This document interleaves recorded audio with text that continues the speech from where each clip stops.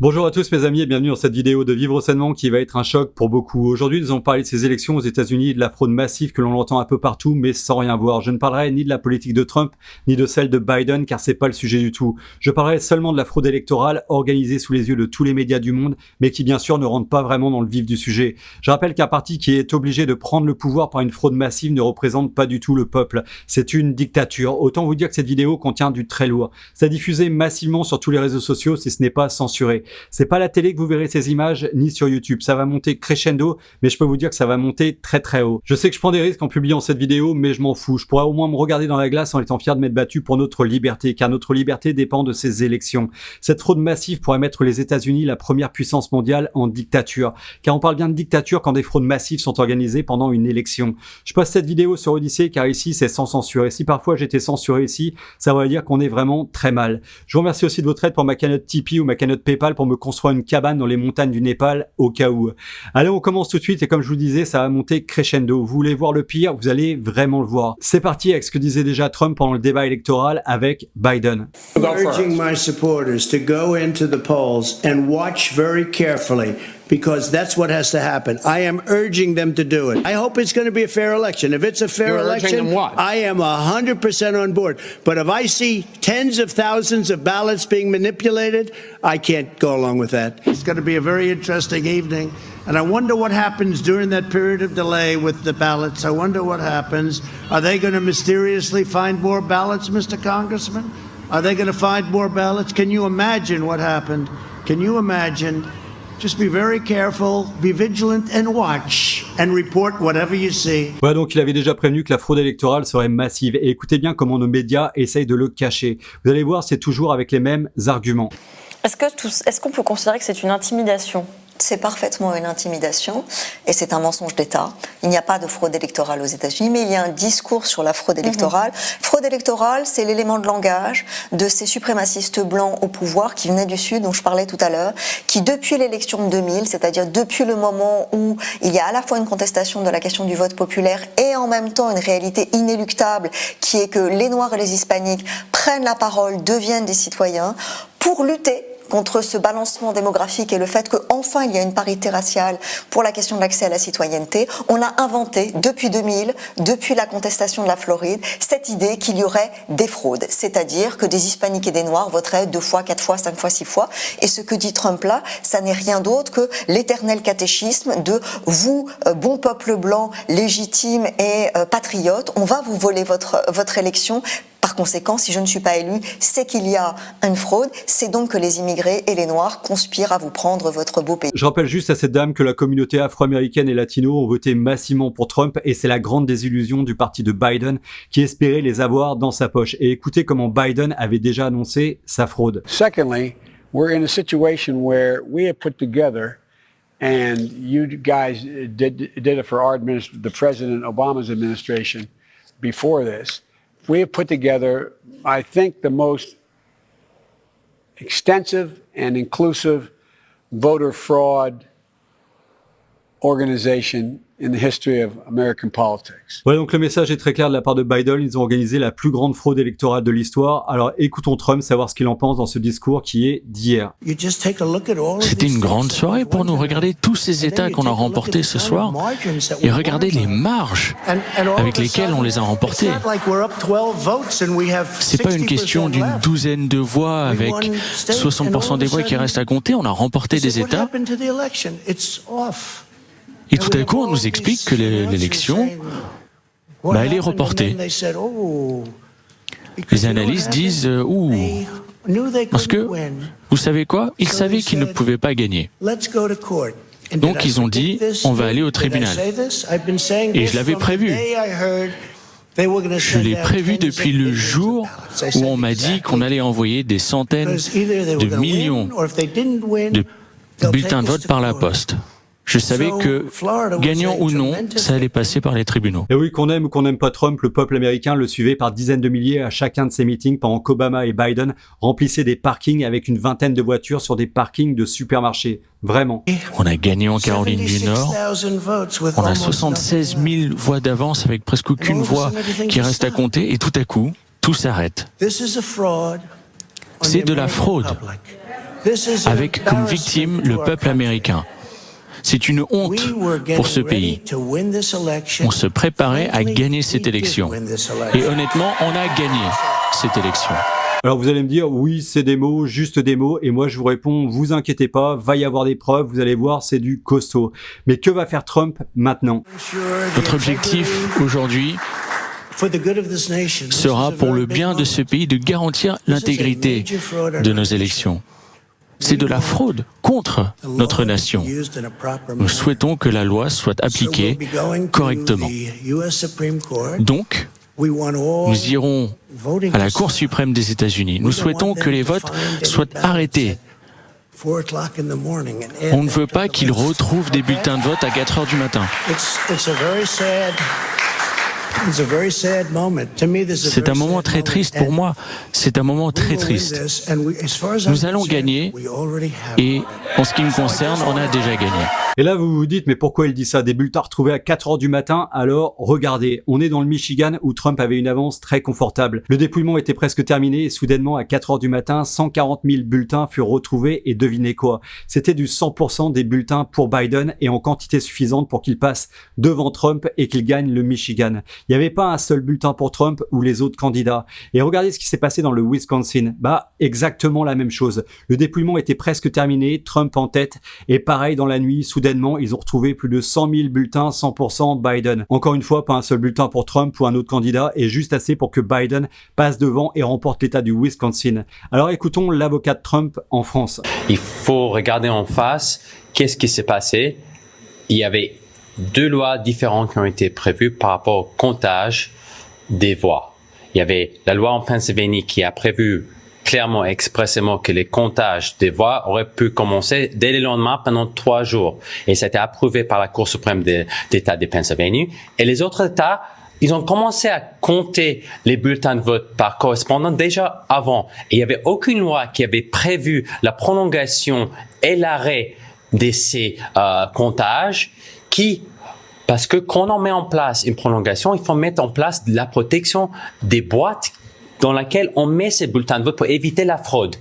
Aujourd'hui, on a des boîtes dispensées sur l'ensemble du territoire dans un État qui sont pas protégées et toute personne peut mettre un bulletin de vote supplémentaire dedans et ça crée une situation de fraude qui peut exister. Et c'est ça qui peut créer une irrégularité.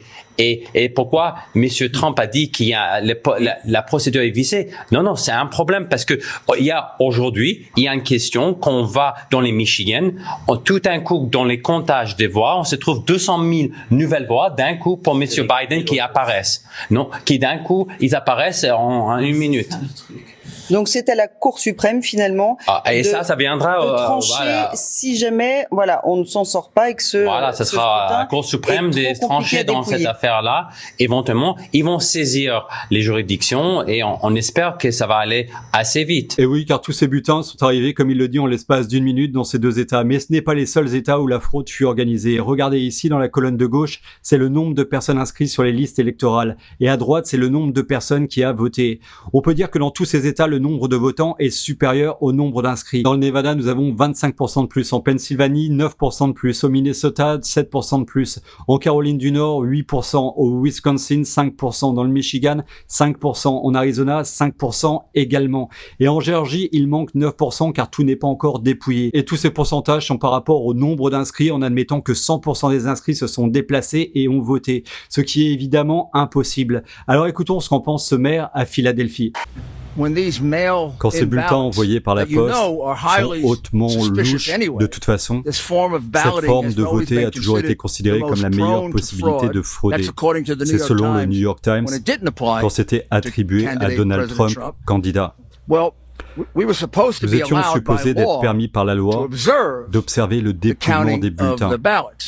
Maintenant, observer veut dire pour n'importe quelle personne intelligente d'être capable de le regarder. La façon dont c'est interprété par la machine tordue démocrate de Philadelphie est que les observateurs peuvent être à 30 ou 40 mètres de distance. Jamais la possibilité de voir les bulletins par eux-mêmes.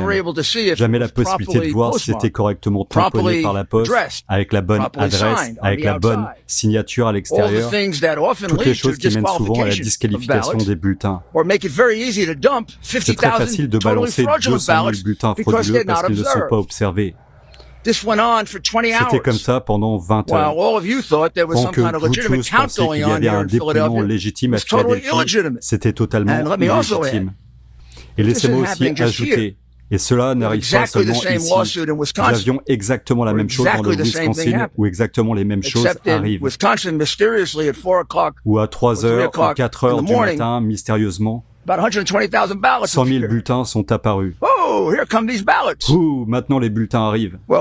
Nous n'avions aucune idée s'il y avait des bulletins. Nous n'avions aucune idée s'ils étaient signés, s'ils étaient tamponnés, si ce n'était pas la même personne qui l'avait envoyé. Et ils ont tous été comptés. C'est de cette manière qu'ils essayent de gagner.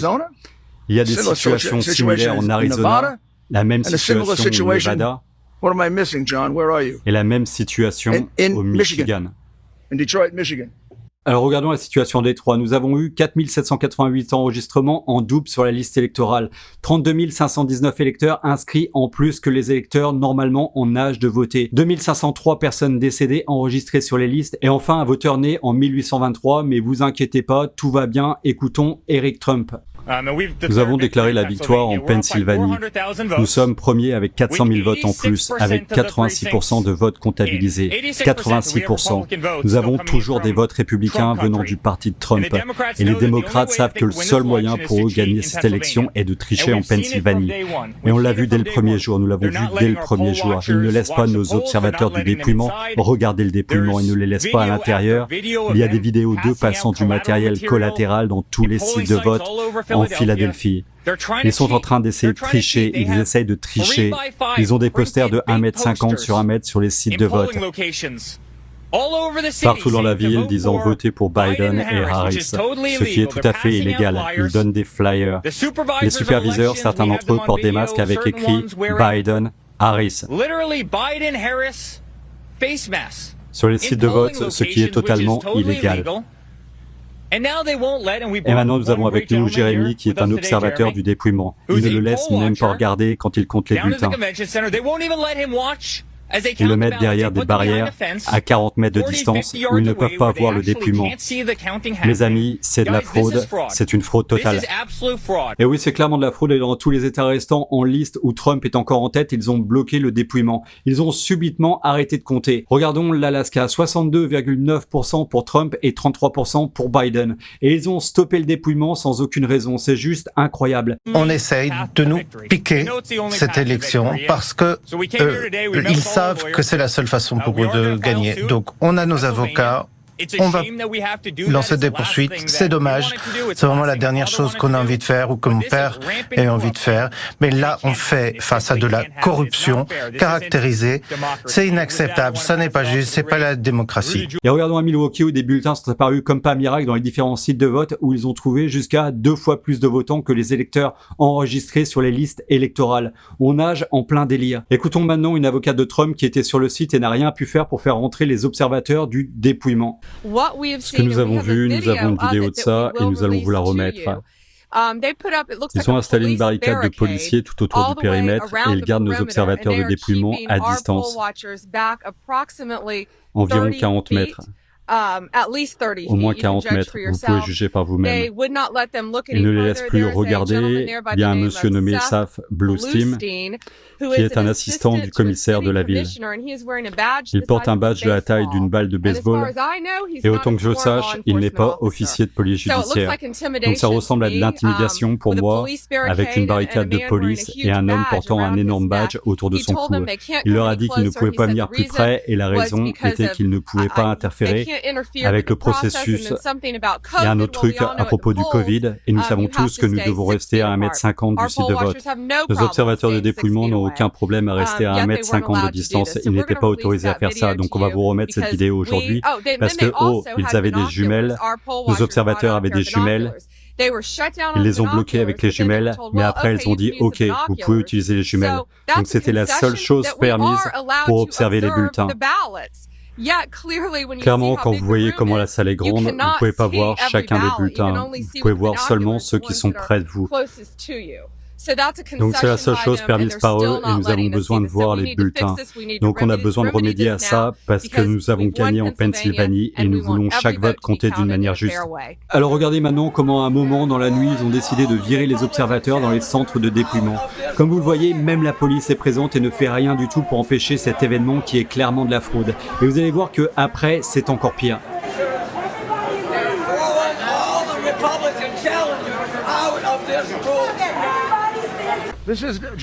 Ces messieurs, l'homme qui a été volontaire 2 jours de son temps à une tâche civique et a été obstrué d'une manière horrible par la machine tordue démocrate de Philadelphie qui a été ici depuis trop longtemps. C'est une honte. Merci, Monsieur le maire. Jeremy Mercer et moi, j'étais au site de vote, ouvert de 7h à minuit, de retour ce matin avant 8h jusqu'à 14h30. Et comme ça a été décrit très bien, on était là-bas pour normalement observer, mais nous ne pouvons pas voir. Nous étions plus loin que vous qui êtes là. Au moins 30 mètres de distance des bulletins ouverts. On ne pouvait pas les voir. Nous ne savons pas ce qui est en train de leur arriver. Et regardons ce qui s'est passé vraiment. Comme on peut voir, tout le monde est dehors et vous allez voir que c'est encore pire après sur d'autres sites. Je vous avais dit que ça allait monter crescendo et écoutons un pro-Trump le lendemain. La famille Biden criminelle vole cette élection. La famille Biden criminelle vole cette élection. Les médias sont en train de les dissimuler. La famille Biden criminelle vole cette élection. Les médias sont en train de les dissimuler. Nous voulons la liberté pour le monde. Tu veux enlever notre liberté, Joe Biden. Les médias couvrent cette élection et sont en train de nous la voler. On peut dire qu'il n'est pas content et on comprend très vite pourquoi. Regardez, ils sont clairement en train de cacher la vue aux observateurs juste à l'heure où les bulletins sont apparus. Si ça, c'est pas de la fraude, alors moi, je suis une vache qui rit.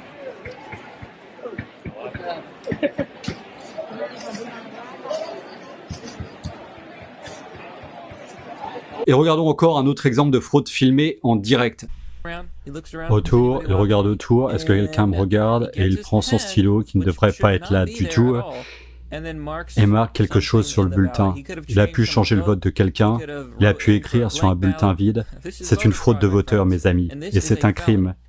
Ce que je trouve suspicieux, à part que personne d'autre n'utilise un stylo, il est le seul à utiliser un stylo. Il regarde autour avant de le faire, et le top dans tout ça, c'est que quand il repère le caméraman, il remet son stylo à distance comme s'il essayait de cacher la fraude de voteur juste exposée. On nage en plein délire, et écoutez ça encore. Donc expliquez encore une fois. Il y avait un homme en face de nous qui nous disait d'utiliser un feutre qui a été donné par plusieurs travailleurs du site de vote, et du coup il ne comptait plus les bulletins. Ok, et il les mettait de côté. J'ai utilisé un stylo de façon à éviter ça, et ils ont accepté mon bulletin. Donc ils disent aux personnes d'utiliser un feutre, comme ça leurs votes ne sont pas comptés. Oui, c'est exactement ce qui est en train d'arriver. Oui. Voilà, donc clairement, ils disqualifient les bulletins, et écoutez encore, je vous le dis, c'est de pire en pire. C'est le commissaire des élections de New York qui s'exprime, Alan Shulkin. Pensez qu'il devrait y avoir une carte de voteur à New York? Les voteurs, oui, ils devraient demander pour des cartes de voteurs. Je pense qu'il y a beaucoup de fraude de voteurs. Comme je disais, beaucoup de personnes ne réalisent pas que dans certains quartiers en particulier, ils transportent les gens en bus pour aller voter. Ils font quoi? Ils les transportent en bus un peu partout. Ils les mettent dans un bus et ils les déplacent d'un site de vote à un autre site de vote. Donc en fait, les bus de pro-Biden allaient voter sur plusieurs sites de vote. Car, regardez ici, dans certains États, aucune pièce d'identité n'est demandée. C'est dans tous les États en gris. Ici, c'est seulement dans les États en rouge qu'une pièce d'identité valide avec une photo est nécessaire. Donc en gros, tu peux aller voter dans plein de sites et c'est ce que Biden a fait apparemment avec ses bus de supporters. That Georgia requires in order to win the election outright. We also knew that Democrats had coalesced around Raphael Warnock, but we did not know what the second candidate would be because the Republican candidates were divided. In fact, there was a bitter fight going on between Kelly Loeffler and Doug Collins. Et regardez bien ici, les gens qui dépouillent ouvrent les bulletins et les jettent carrément à la poubelle. Je vous dis, c'est du lourd. Alors écoutons un témoignage. Dites où vous travaillez. Je travaille dans le bureau de poste de la ville de Traverse, plus précisément dans la branche Barlow. Votre patron vous a dit, vous et vos collègues, quelque chose de choquant ce matin. Qu'est-ce que c'était? On nous a émis une directive ce matin de collecter tous les bulletins que nous trouvions dans les boîtes à lettres, les boîtes de collection de bulletins, juste le courrier sortant en général, de les séparer en fin de journée pour qu'ils puissent les tamponner à la main avec la date du jour précédent. Aujourd'hui, c'est le 4 novembre pour clarifier. Qui est votre patron? Quel est son poste? Jonathan est notre superviseur. À partir de maintenant, il est le superviseur d'ouverture des bulletins pour le bureau de poste de la branche Barlow. Ceci lui apparaît comme une tentative de contourner la loi du Michigan et de permettre les votes en retard, n'est-ce pas? Et vous disiez qu'il y avait un panier où les porteurs de bulletins de vote étaient supposés laisser les bulletins. Où sont les bulletins maintenant? Ils les mettaient dans des sacs express pour les envoyer au centre de distribution. Concernant le panier, il y avait un panier standard où les bulletins de vote étaient supposés aller et il y avait une benne où ils étaient supposés mettre tous les bulletins collectés aujourd'hui. Qu'est-ce qui te pousse à parler? C'est louche. Je n'aime pas les choses louches. Ça sent la corruption. Aussi, connaissant les penchants du bureau de poste au niveau politique, ça ne me semblait pas être normal. Quel est votre message à d'autres employés de bureau de poste qui voient des choses comme ça? Comment sommes-nous supposés avoir de l'intégrité dans notre pays si nous laissons faire des choses comme ça d'une telle ampleur? Nous allons rejoindre Jonathan Clark pour avoir des commentaires. Bonjour, c'est Jonathan. Oui, je suis un journaliste de Project Veritas, je suis James O'Keefe et j'ai des informations que vous, messieurs, avez tamponné des bulletins avec la date du jour précédent, le 3 novembre. Il a juste raccroché. Voilà donc des votes par correspondance totalement truqués et un autre témoignage d'une femme faisant le dépouillement. Et qu'avez-vous vu? J'ai vu des bulletins qui pouvaient appartenir à n'importe qui. Ils ne sont pas inscrits dans le livre d'enregistrement, ils ont des faux noms inscrits dessus. Et que font-ils avec ces bulletins? Je les défie car je suis supposé les mettre dans une boîte pour faire évaluer, mais après de nombreux bulletins. Donc ils sont remplis de manière incorrecte et vous cherchez à les disqualifier? Oui, ils sont remplis de manière incorrecte. Ils n'ont aucun nom, ils n'ont pas d'adresse. Il y avait aussi une personne née en 1921, mais enregistrée à voter en 1900. Ça n'a plus aucun sens. Et regardez ici, dans un autre site, comment ils ont bloqué encore la vue avec des cartons.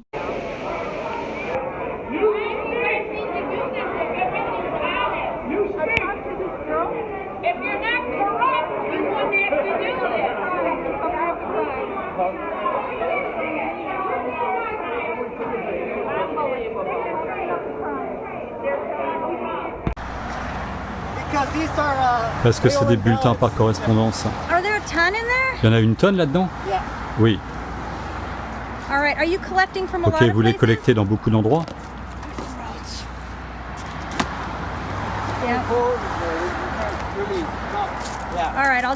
Ok, je vais documenter tout ça. Merci, messieurs. Êtes-vous des officiels de l'élection?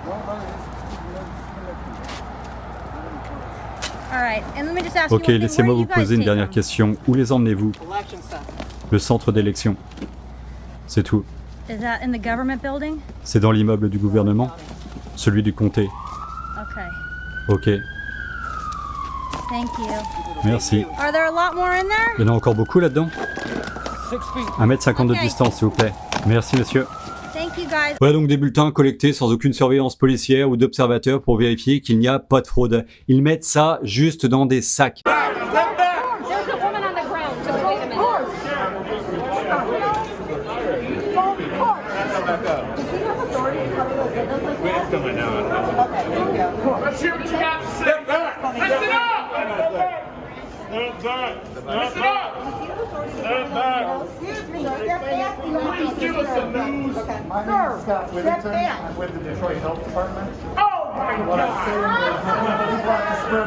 Okay, why isn't he wearing a mask right there then? It's right there. The guy was covering the windows. He's covering the windows. He's not wearing a mask.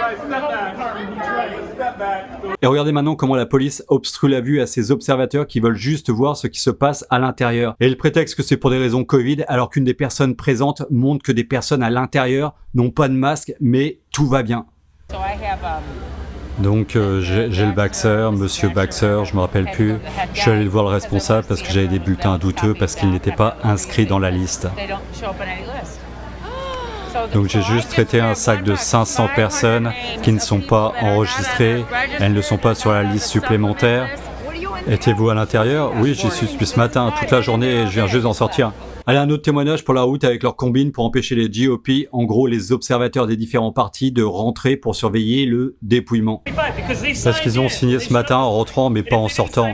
Ils n'ont pas assez de personnes GOP à l'intérieur, mais ils ne veulent pas nous faire rentrer. Je me suis assis pendant 2 heures, 1h30, mais même avec un avocat, ça ne changeait rien, ça n'a absolument pas de sens. Ils mettent des planches sur les vitres pour que vous ne puissiez pas voir ce qui se passe à l'intérieur. Quand les gens commençaient à filmer, c'était un énorme cauchemar. On est supposé avoir 5 personnes à l'intérieur, mais il y en a peut-être 3. Donc quand les gens prennent des photos, ils prennent un gros carton pour cacher ce qui se passe à l'intérieur. C'est du n'importe quoi.